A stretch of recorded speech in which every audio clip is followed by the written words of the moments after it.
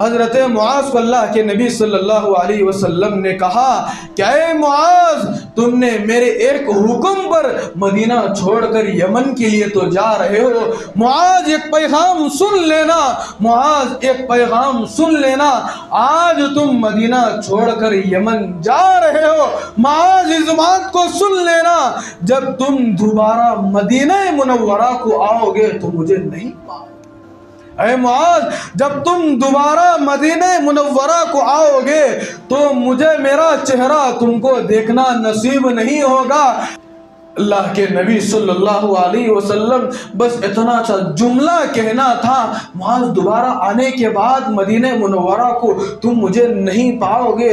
حضرت معاذ رضی اللہ تعالیٰ نے ایک زار و خطار کی چیخ ماری، حضرت معاذ زار و خطار رونے لگے، آنکھوں سے آنسوؤں کا سمندر بہہ رہا ہے۔ اللہ کے نبی سے کتنی زیادہ محبت کرتے تھے، کتنی زیادہ محبت کرنے والے صحابی رسول اللہ کے نبی کی ایک حکم پر مدینہ کو چھوڑ کر یمن جا رہے، اللہ کے نبی کی محبت کو چھوڑ کر یمن جا رہے، اللہ کے نبی کی بابرکت مجلس کو چھوڑ کر یمن جا رہے، اللہ کے نبی صلی اللہ علیہ وسلم سے جدائیگی کو کر کر مدینہ منورہ کو چھوڑ کر یمن جا رہے۔ اے معاذ، جب تم دوبارہ مدینہ کو آؤ تو مجھے نہیں پاؤ گے۔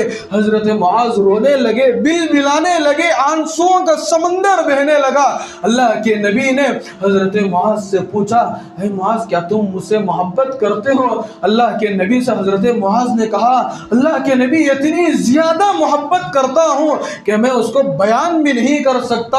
اللہ کے نبی نے حضرت معاذ کو اپنے سینے سے لگایا، اپنے سینے مبارک سے لگا کر اللہ کے نبی نے حضرت معاذ سے کہا، معاذ، بس تم دوبارہ آؤ تو مجھے نہیں پاؤ۔ حضرت معاذ ایک طرف رو رہے ہیں، اللہ کے نبی صلی اللہ علیہ وسلم نے حضرت معاذ سے کہا، اے معاذ، میری اور ایک نصیحت ہے، اس نصیحت پر عمل کرنا۔ یہ نصیحت ہے، اس نصیحت پر عمل کرنا، اس نصیحت کو سامنے رکھ کر اللہ کی ذات پر امید ہے انشاءاللہ میں بھی اس نصیحت پر ضرور عمل کروں گا، آپ بھی اس نصیحت پر ضرور عمل کیجئے گا۔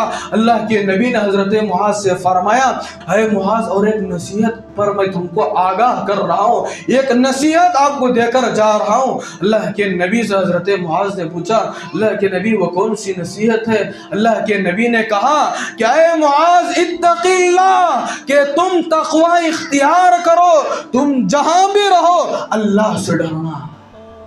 اتق اللہ حیث ما کنت، یہ حدیث مبارکہ کی الفاظ ہیں۔ اللہ کے نبی فرماتے ہیں کہ معاذ، تم جہاں بھی رہو اللہ سے ڈرنا، اللہ سے ڈرنا، اللہ سے ڈرنا۔ یہ میری دوسری نصیحت ہے۔ اس نصیحت کے اندر کئی مضامین نکل سکتے ہیں۔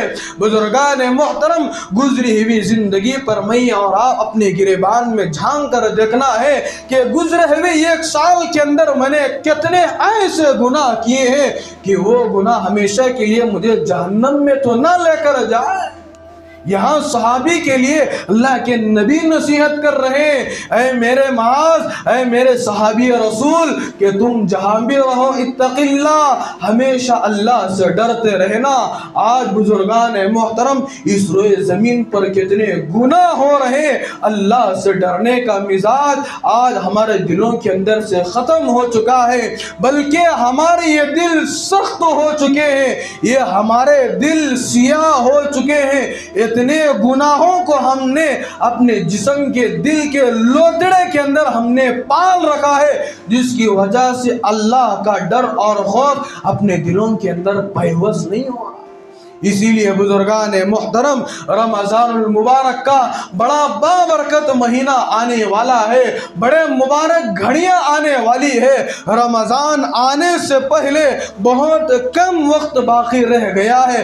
رمضان آنے سے پہلے ہم اپنے دلوں کو صاف کرنا ہے، ہم اپنے دلوں کو پاک کرنا ہے، اور ہم اپنے آپ کو گناہوں سے بچانا ہے۔ اب تک کہ جتنی زندگی گزر گئی توبہ کر لیجئے، استغفار کر لیجئے، اللہ پاک سب گناہوں کو معاف فرما دیں گے۔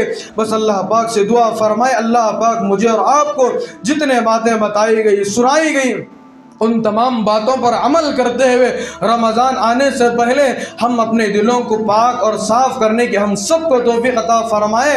اللہ پاک ہم سب کو گناہوں سے نفرت اور نیکیوں سے محبت کرنے کی توفیق عطا فرمائیے، اور رمضان آنے سے پہلے اس کا استقبال ہم سب کو کرنے کی توفیق عطا فرمائے۔ آمین وآخر دعوانا ان الحمدللہ۔ صحبت اللہ والوں کی، صحبت اللہ والوں کی اللہ سے ملوا جاتی ہے، صحبت اللہ والوں کی اپنا رنگ دکھا جاتی ہے۔